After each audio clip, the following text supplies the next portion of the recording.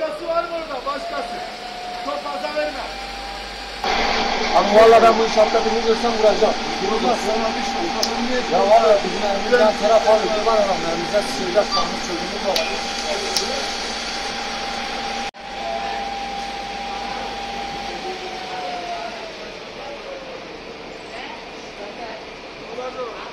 Bir gün olay oluyor, bir gün silahlı patlama oluyor, bir gün bomba patlatıyorlar. Yani bu mevcut binaları abi yıkacaklarsa yıksınlar. Yani belediyemizin buna bir an önce bir şeyler yapması lazım.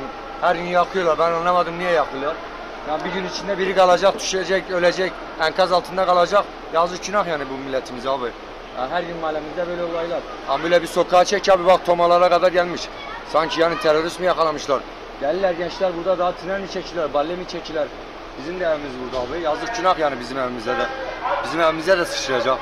Abi buna bir an önce önlem almaları lazım devletimize. Buradan sesleniyorum.